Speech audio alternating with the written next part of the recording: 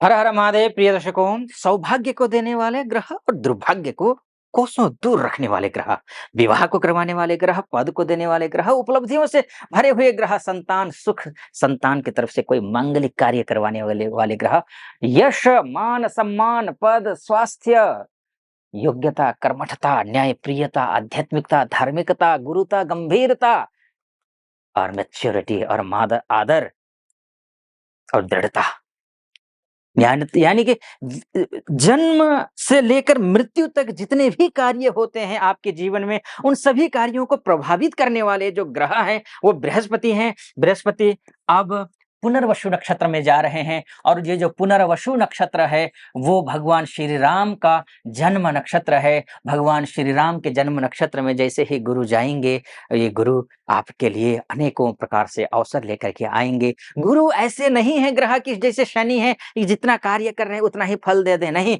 गुरु कृपा करते हैं। आप आचरण अच्छा रखिए, अच्छे संस्कारों में रहिए, मूल्यों को पहचानिए, जड़ों को पहचानिए। किसी के साथ अन्याय, अत्याचार मत कीजिए, गुरु की कृपा होगी, कृपा होने का यही समय है। पुनर्वसु नक्षत्र का तात्पर्य क्या है, ये समझ लीजिए। पुनः वसु, वसु को मत छोड़ दीजिए। वसु वसु अर्थात सब अष्टवसु के अंतर्गत आएँगे, लेकिन पुनः का तात्पर्य समझ लीजिए। पुनः किस चीज़ में पुनः? जिस चीज़ में आप असफल हैं, पुनः सफल होंगे। जिस चीज़ में आप पिछड़ गए हैं, आप पुनः आगे होंगे। विजेता के ताज से आपका सिर सजेगा। लेकिन एक बात ध्यान रखिएगा, ये जो गुरु हैं, इसमें कोई संदेह नहीं है। 330 दिन, 10 महीने, आप 10 महीने के अंदर आप 12 से 13 साल आगे निकल रहे हैं। 99% लोगों से आप आगे निकल रहे हैं, लेकिन चुनौतियाँ भी कुछ हैं। खासकर बात करूँगा मकर राशि वालों के लिए, तो मैं बोलूँगा ही ये। क्योंकि देखिए षष्ठस्थ गुरु हैं, षष्ठस्थ गुरु अच्छे नहीं होते हैं। अच्छे नहीं होते हैं अर्थात अच्छे तो हैं, लेकिन ये निर्बल हो जाते हैं। वैसे विपरीत राजयोग बन रहा है, लेकिन सुखी तो व्यक्ति तब होगा ना जब विपरीत परिस्थितियाँ ही ना आए।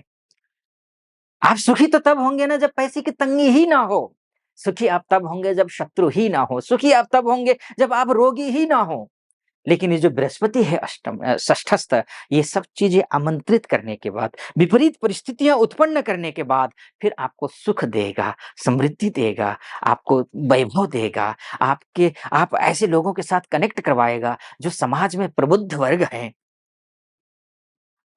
ये ग्रह विवाह के लिए अच्छे, ये ग्रह विद्या के लिए अच्छे, सबके लिए अच्छे हैं। वैसे यहाँ पर खराब होते हैं, लेकिन पुनर्वसु नक्षत्र क्योंकि इनका स्वयं का नक्षत्र है। पुनर्वसु नक्षत्र इनका स्वयं का नक्षत्र है। अब जो स्वयं के जो नक्षत्र में आएँगे ग्रह, तो फिर तो यहाँ भले ही कमज़ोर हो, लेकिन बल तो देंगे। ख़ासकर उनके लिए विशेष फल मिलेगा जो विदेशों में रहते हैं। उनके लिए विशेष फल मिलेगा जो एमएनसी में काम करते हैं। उनके लिए विशेष फल मिलेगा जो विदेश जाना चाहते हैं। या फिर उनके लिए विशेष फल मिलेगा जहाँ जन्म हुआ है आपका, उस जन्म से थोड़ा दूर जाकर के कोई कार्य कर रहे हैं, बिज़नेस कर रहे हैं, जॉब कर रहे हैं, अपना जीवन यापन कर रहे हैं। आपके लिए लाभ मिलेगा। लेकिन जहाँ जन्म हुआ है, वहीं पर अगर आप हैं, तब भी चिंता की बात तो नहीं है क्योंकि पुनर्वसु नक्षत्र में गुरु हैं। पुनर्वसु नक्षत्र अपने आप में बहुत बढ़िया नक्षत्र है। हर एक काम को बढ़िया तरीके से करवा देगा। और क्या कुछ होगा इस विषय पर चर्चा करूँ उससे पहले एक निवेदन आपके समक्ष रखना चाहूँगा। यहाँ तक पहुँचे हैं आप, तो अगर सटीक लग रहा हो मेरा विश्लेषण, तो चैनल को सब्सक्राइब कर दीजिएगा, वीडियो को लाइक और कमेंट बॉक्स में जाकर के महादेव का नाम हर हर महादेव लिख दीजिएगा और आप स्वयं भी महादेव की भक्ति में लीन हो जाइए क्योंकि महादेव से बढ़ कर के कोई नहीं, कुछ नहीं। अब ऐसी स्थिति में आइए फिर से मैं विषय पर आता हूँ, बात करेंगे क्या उपाय करें? क्योंकि देखिए यहाँ पर ग्रह तो कह रहे हैं कि ठीक-ठाक होगा, लेकिन ग्रह कमज़ोर है, शत्रु भाव में जाकर के बैठा है और शत्रु का ध्यान रखिएगा। प्राक्पादयोः पतति खादति पृष्ठमांसम्, ये जो मशकहा होता है ना, जो मच्छर होता है, मच्छर और दुष्ट व्यक्ति में ज़्यादा अंतर होता नहीं है। मच्छर क्या करता है? सबसे पहले आप सो रहे हो, तो सबसे पहले पैरों पर आएगा, पैरों पे जो है ना थोड़ा-सा बैठेगा और धीरे-धीरे, धीरे-धीरे आपके कान तक आएगा, यहाँ पर भुनभुनाएगा कि ये कहीं जगा तो नहीं है। अगर नहीं जगा, आप पता चला कि आपने कान पर भुनभुनाया, उसको बाद आपने नहीं मारा उसको, तो समझ जाएगा जो सो रहा है और जैसे ही जाएगा फिर डंक मार देगा और खून चूस लेगा। वहीं दुष्ट के लक्षण होते हैं। वो सबसे पहले आपके पैरों पर गिरेंगे, जी हज़ूरी करेंगे, मतलब आप तो महान हैं, आपसे बढ़कर कोई नहीं, बस काम निकाल लेंगे किसी तरीके से। जैसे ही आपने अपना समझ लिया, वो दूसरों का कान भरेंगे आपके विरोध में या फिर दूसरों के बारे में आपका कान भरेंगे, आप दूसरों से दुश्मनी करवा देंगे और जैसे ही उनका काम निकल जाएगा, वो आपको डंक मारेंगे।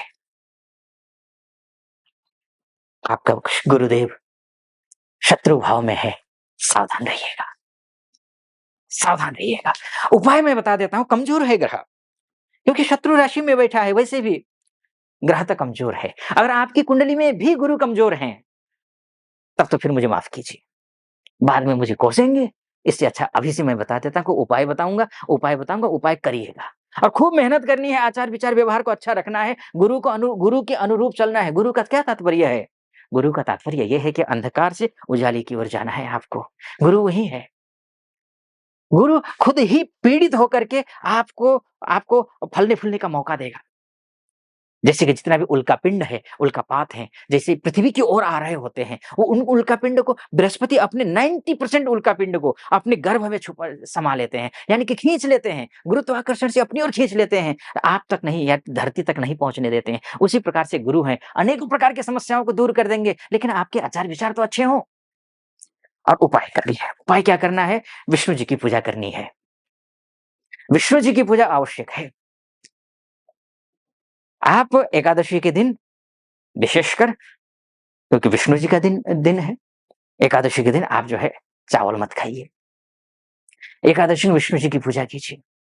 तुलसी जी पर जल मत चढ़ाइए एकादशी के दिन और संडे के दिन अन्य दिन तुलसी जी पर जल चढ़ाइए। जल चढ़ाते समय आप केसर का टीका लगा करके या फिर हल्दी का टीका लगा करके चढ़ाइए और चढ़ाते समय वस्त्र अगर हों तो वो पीले वस्त्र हों तो अच्छा है, नहीं भी हैं तब भी आप पवित्र स्थान पर तुलसी जी पर जल चढ़ाइए और जल चढ़ाते समय ओम नमो भगवते वासुदेवाय इस मंत्र का जाप करिए। ओम ग्रां ग्रीं ग्रौं सः गुरवे नमः इस मंत्र का भी जाप कर सकते हैं। तो योग कीजिए, ध्यान कीजिए, अच्छे आचरण में रहिए, 100% मिलेगा। अब आइए, कब मिलेगा अच्छा सबसे बेहतरीन फल? बेहतरीन फल मिलेगा आपको 18 अक्टूबर से 5 दिसंबर के बीच में। इससे बेहतरीन दूसरा होगा नहीं। इससे बेहतरीन ये सबसे बेहतरीन है। सोर्स ऑफ इनकम के लिए अच्छा है, स्वास्थ्य के लिए अच्छा है, कॉन्फिडेंस लेवल के लिए अच्छा है, भाई-बंधु, इष्ट-मित्र, नाते रिश्तेदारों के लिए अच्छा है, सबके लिए अच्छा है। निश्चिंत रहिए। ये टाइम पीरियड आपके लिए शानदार है। कब से कब तक? छोटा समय है। छोटी चीज़ें बड़ा काम कर जाती हैं, ध्यान रखिएगा।